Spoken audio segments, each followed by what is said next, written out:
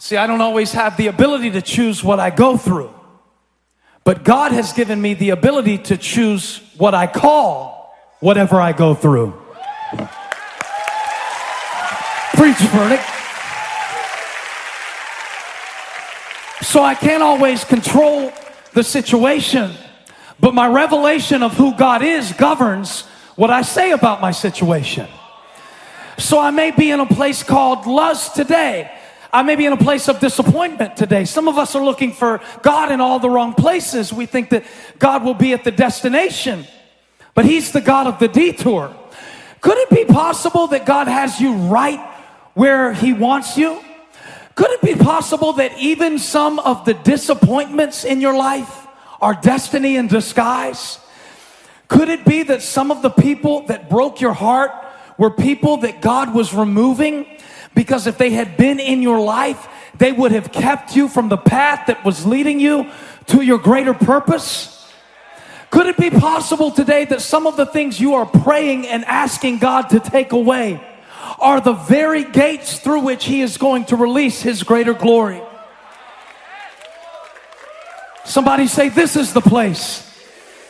In a world that is so obsessed with what's next and what is going to be, and what's going to happen, I wonder, might God be trying to wake up a spirit of gratitude?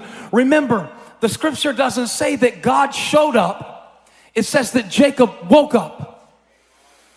Sometimes we're praying for God to show up, and He's waiting for us to wake up and see that He's already in this place. He is here now.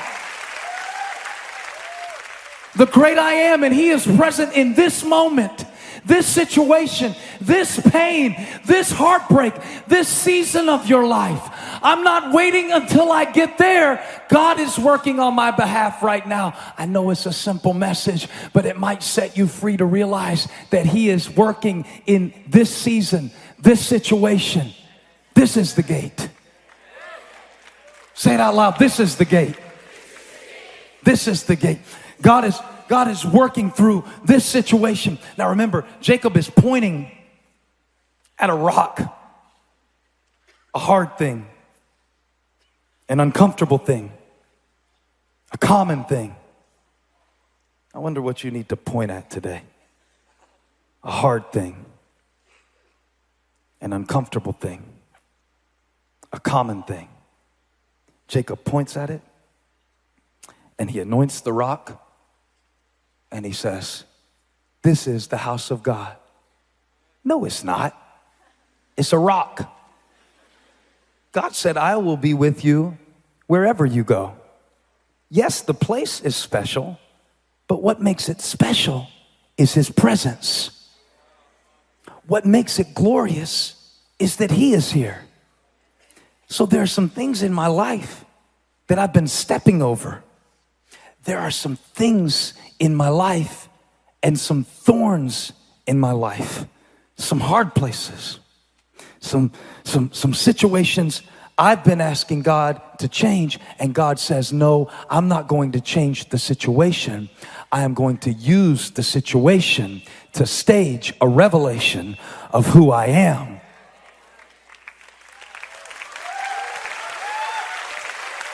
Somebody shout, this is the gate.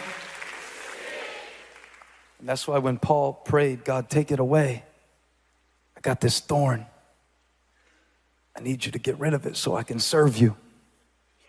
Some of you have this thing in your life that you think you could be so much more effective and so much happier, and if God would just, and this and that. And you know, sometimes He's going to do it, and then sometimes you're not going to like this part of the message. Pastor Joseph, I want to thank you for inviting me to preach today. I know it's probably going to be my last time, but it just really was an honor.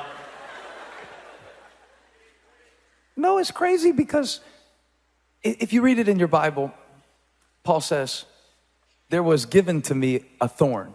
He doesn't name the particular issue, and scholars have debated about what it might be. If Paul would have wanted us to know, he wouldn't have used a metaphor. he is being symbolic rather than specific on purpose. Because if he named the exact situation, you would think that it was the situation. But by not naming the situation, he lets you insert your own situation and decide what is that thing. That thing that you don't even want to name, so you speak in Christianese about it. We used to do this in youth group back home. I grew up in a town, by the way, that's about the same. The whole town is about the same size of this room. The town is called Moncks Corner, South Carolina. That's what don't shout like you've heard of Moncks Corner. I mean, it's polite and all, I appreciate it, but I'm not buying it.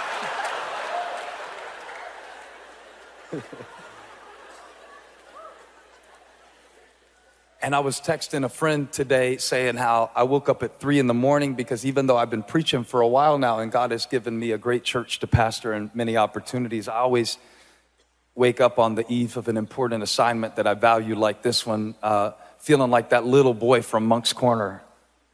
And you wake up in Singapore feeling like, I don't belong here. And I keep waiting on the day where I'm gonna wake up and feel like I belong here. And God keeps letting me feel like I don't belong here. And I wonder if the reason why he leaves what seems to me to be an insecurity is to create a dependence so I can remember it's not about the vessel, it's about the oil. Because the moment I start thinking that it's about talent or acumen, I'm no longer effective to administer God's grace in the form that he gave me to administer it. So God says, I need you up there limping, Jacob. I need you up there feeling a little bit ignorant. I need you up there leaning in and depending on me. So God told Paul, I'm not going to take it away, but here's what I'll do. I will take the thorn that the enemy sent to torment you, and I'm going to flip the script. And I was playing around with the word torment because Paul said the enemy sent it to torment me. And I realized that if you reverse the syllables for torment, it becomes mentor. Get behind this pulpit. I realized that some of the things that I want God to take away are the very tools of transformation that he is using to teach me that his glory is greater than my weakness, that his grace is greater than my shame, that he's all I need, that he's more than enough, that his grace is sufficient for me. So God says, I'm not going to take it away, I'm going to use it.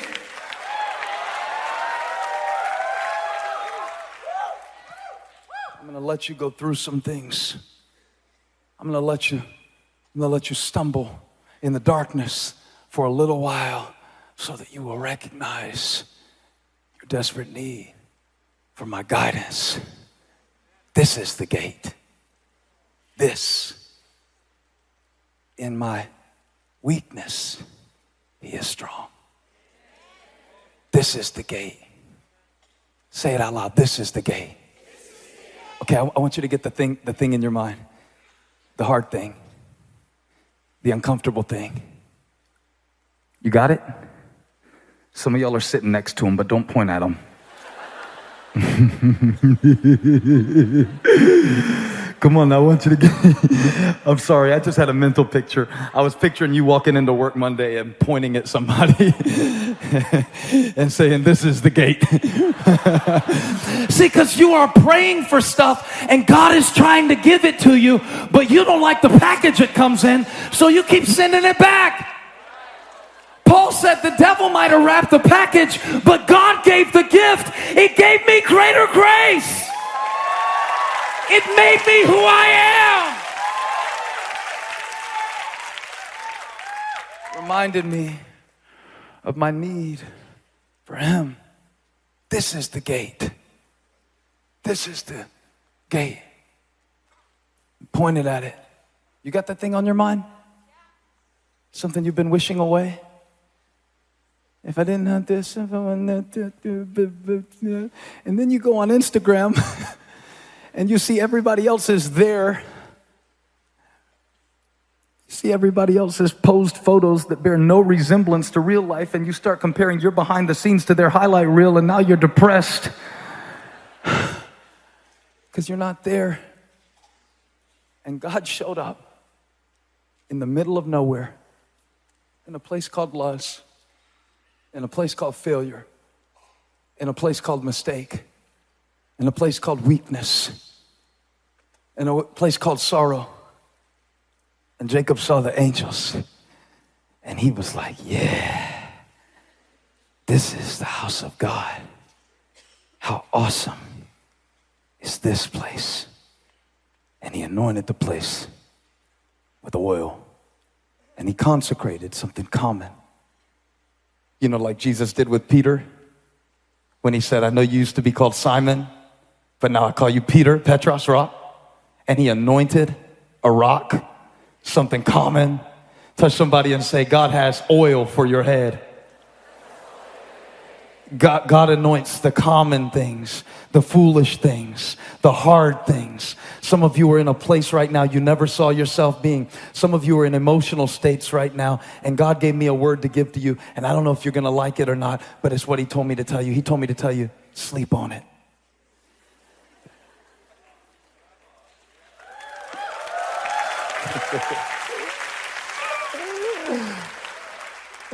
I never preached a message like this before. I used to get people to shout for their blessing, you know. Shout to the Lord. Now I'm thinking that some of you need to sleep on it.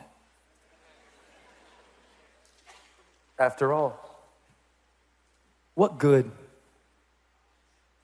is a promise from God if you're not going to lay your head on it?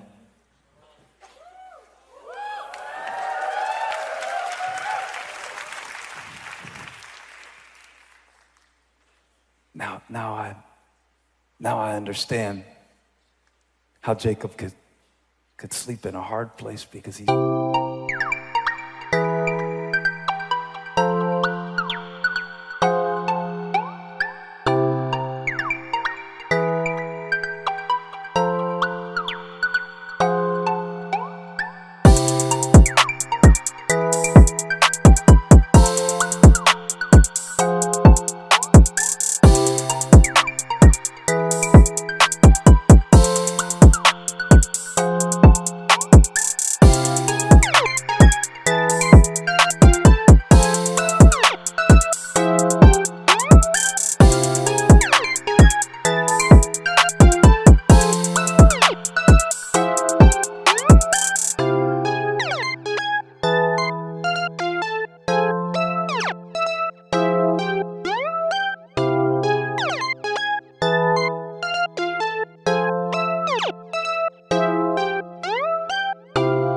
saw that God was already working it out.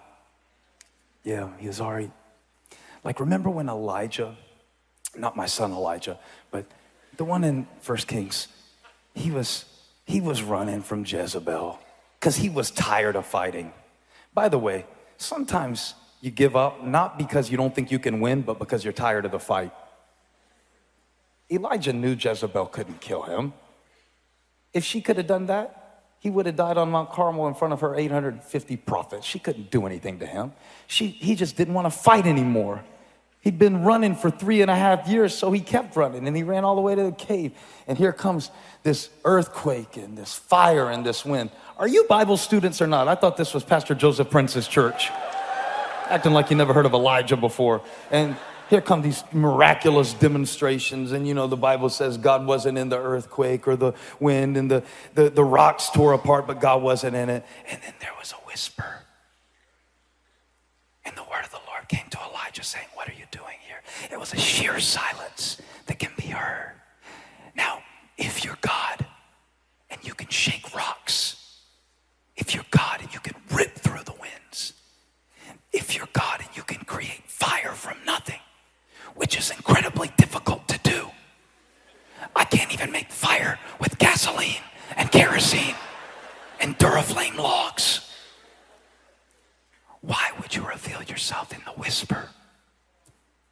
reason that God whispered to Elijah in the cave, and the reason that God whispers in your situation, and the enemy seems so loud with thoughts of anxiety and panic and despair, and God seems so quiet.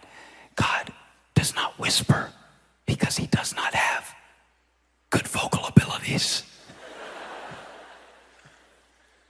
He whispers because he's close.